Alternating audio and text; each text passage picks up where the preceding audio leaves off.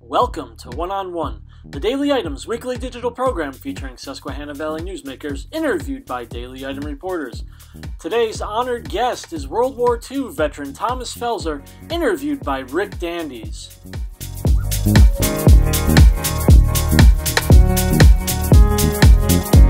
The Sunbury Motor Company. Austin Martin, Kia Elite Sales Consultant, Maranatha Christian School. Amber Wren, Certified Hyundai and Lincoln Sales Consultant, Selinsgrove Area High School. Ian Chakosky, Certified Ford Sales Professional, Mount Carmel and Shamokin area.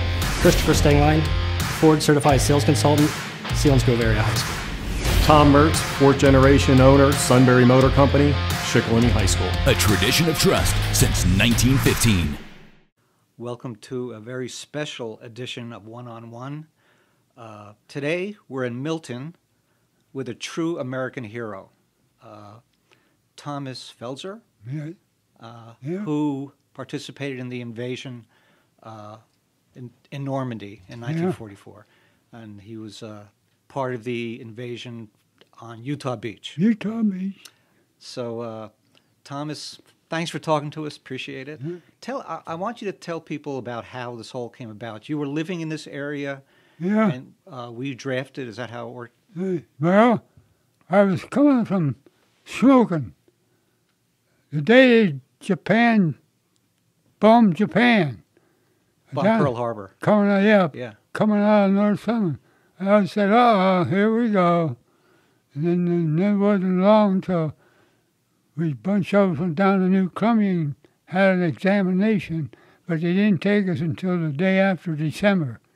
We all loaded up down North Summer. First stop was Fort George G, Maryland. Yeah, and you told me that you went to a number of different forts to train you. Yeah. Then Fort G, Georgia, we turned our civilian clothes in for Army clothes. Was there about a week or 2 weeks. Boarded the train again, rode all day. This time we wound up in Camp Edward, Massachusetts. There we took 13 weeks of basic training. And after that we left. Next place was Tennessee. Maneuvers in Tennessee. That there didn't suit me so good. I had pancakes for breakfast that morning. It didn't taste very good. Tastes like soap. Boy, did I ever get sick. I laid up in the woods until I got around again. Okay. So then we left there, went to Camp Camel, Kentucky. More training. Wow. After a while there, we went to Fairfield, North Carolina, I guess it was, something like that. From there, Camp David, North Carolina. Yeah, at what point did you get ready to go overseas? Well, that was after we come into Camp Shanks, New York. We left here the day after Christmas, 42. So after Camp Tennessee, Kentucky, Fort Beach, North Carolina, and then Camp David, North Carolina, they give us a week home for vacation. So when we went back, we went into Camp Shanks, New York. There we boarded a big SSS Aquitania ship.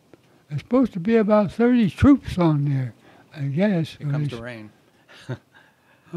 So we left for England. It was a week or so on the water or so till we got to Bridgewater, Somerset, England. Okay, so that must have been in 43 because 44 Yeah, was 43. And how long were you just basically waiting and training for the... Yeah, we just but you didn't know when the... around there for a couple of weeks, and finally Eisenhower says we're going for it today. Oh, so you didn't know, they just told you it could happen at any time? Yeah, we loaded up on ships and stuff, got out there, set out in the harbor, so finally got over close to France harbor. So okay, we got us up at 3 o'clock in the morning, give us something to eat before you departed from the boat. Then they got on this here flat ship. And pretty soon Captain Hurley, he come, "You ready to go?" I said, "Yes." He said, "Well, when you see that back end down on the ship, take off." I did. I down in the water, and I stopped it to work off the... You told me that... did you know which beach you were going to? They just... No, I didn't know what beach or Omaha? nothing, no. Well, you told me the other beach was much more dangerous. We were supposed to go in Omaha. You were supposed to go to Omaha. But we come, and good thing we didn't, because, boy, that was rough up there. They got the boys right and left, because they was up on the hill looking down on them, see. Mm-hmm. So they didn't have no... Good thing we went on the other end. So I didn't have much trouble. You told me that Utah was almost like a little bit of a swamp when you... Yeah, a swamp area, an old house. Somebody had a house there. That's all it was. Well, I started in pretty soon. Here come the aircraft. Air support. The infantry. They started dropping out all over back behind us, so that gave us support back there. And then we got going, so we took off for across the other side of the peninsula and captured Cherbourg. Yeah, you told me that you thought that you totally caught them by surprise. Yeah, that there wasn't much fire. No, enemy fire. Not that until you got much. to Cherbourg. Yeah, there wasn't much fire there. So and then after we captured Cherbourg, then we took across France. Then we had the big battle at St. Lo. That's where you go on to Belgium and France. Well, Thomas, let's go back to Cherbourg. Cherbourg, you told me that that was tough there. Yeah. Isn't that where you were grazed on the helmet? Yeah. What happened? One sniper down in there someplace put a tape off of my helmet. That stopped me from standing out in the opening from then on. I kept down whenever I could. Yeah, you said that someone said you can't stand up. No, stay close to the ground, because they see you. They can see you, but you don't see them. So there was enemy fire in Cherbourg. Were you on one of those? What you were showing me before, the artillery? Yeah. Were you on one of those artillery vehicles? Yeah, well, not ours. Are just any aircraft. Yeah, the anti-aircraft. Yeah, the artillery was behind more or less. Oh, okay. Yeah. Okay. With So the 88s and that stuff, boom. do you remember how long the Battle of Cherbourg was? Was it a couple of weeks? Yeah, maybe 2 weeks or so, maybe. Not too long. So then we took off across to the Cherbourg. There was a battle there. I got killed just about once or twice there. Oh, boy. What do you mean, just enemy fire? I was sleeping in my foxhole, and the first thing I know, I was sleeping in water. So I got out of the water to relieve my buddy, and when I did, I'm supposed to pass the password, night, day. And I didn't do that, and he pulled the trigger off. I heard "It's me, Frank." Oh, Frank gee. Crash from Baltimore. Yeah. Yeah. So then I switched him, and he got some rest. And then next day we took off across Belgium, captured Belgium. So, yeah, you really did a lot of work in Europe. Yeah. Right. You basically crossed Europe. Yeah. You said you also participated in a forest battle. Remember the forest? Well, I didn't get there yet. Okay. After Is that in Belgium or Germany? Belgium, then we came to the Dragon Teeth. And that's where the Germans had this Dragon Teeth wall. Oh, okay. So we got up there and finally got through that. Then came the Hurricane Forest that winter. Hurricane Forest, yeah. Yeah. And boy, it was cold. I slept in a foxhole there. I woke up with 6 inches of snow on top of me. Oh, I got out of that hole pretty fast.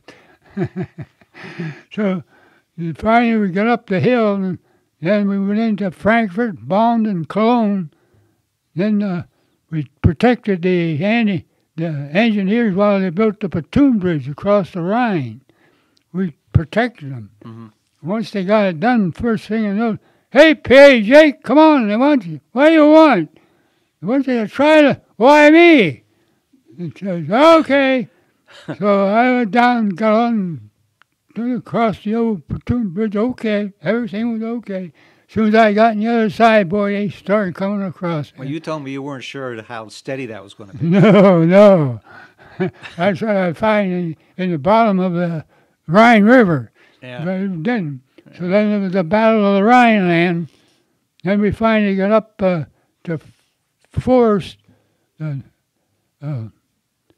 That's where the Russian crews lay on The and we Russian front, crews this way. Yeah. Got them in between us.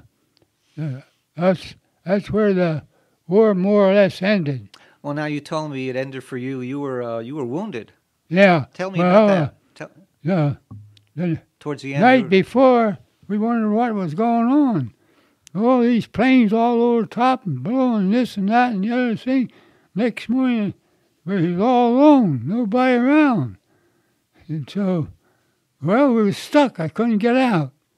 So finally, I seen a bulldozer. He come and got us out. So then we worked my way down to a little old road down there. I got to the road. I looked over here was a big pile of Americans lost their lives. Oh, boy. And I said to myself, oh, gee, are we going to be on there too? And I started down the road and I come to a little curve in the road. I just snuck around it. And when I did, I seen Americans. Boy, I stepped on the gas. Froze Germany it was. Yeah. So froze Germany and I was mopping this town up. So I got out to look, see if I could see any of my buddies. When I did, there was a big bus behind me. I turned when I did the shrapnel, my left arm, and I bled like a Dickens. So two of my buddies, Bruce Miller and Bob Dinsmore from Virginia, and Bruce Miller's from Melton here, they hollered, "You hit, Jake?"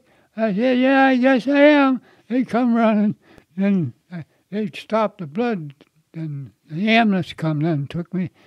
So they flew me all the way back to Paris, France. And there they fixed me up. Next morning, the nurse come in and said, "I got good news for you, soldier. I ain't had any since I left Melton." So she says the Germans surrendered. I said, "Oh, thank God. I don't have to go back up there again." So then when I was there a couple of weeks, I got well. Then they sent me back up to my outfit. But I was only there a while. They transferred me over to the 7th Armored Division, the 31st Tank Battalion. But all I did there was haul troops in for mess. While they was getting their mess, I'd go out and pick up another load, bring them in, take that load back till I got around them all. Then when I got them all in for breakfast, then I picked up the ones with the highest points. I trucked them down to Camp Strikes. Yeah, Lucky Strike. Yep, Lucky to get on the boat for the home. Yeah, that was the holding area before you went. Yeah. So then I'd go back, and then dinner time, I'd do the same thing. Take them in for dinner and go out and get one dinner, then get another load. And that went on for September. Then end of September, the officer said, "Okay, Felzer, get your stuff ready. You're going home." "Oh, thank you." So we got on, and I was about 2 weeks, I guess, before I hit the Grand Old Lady.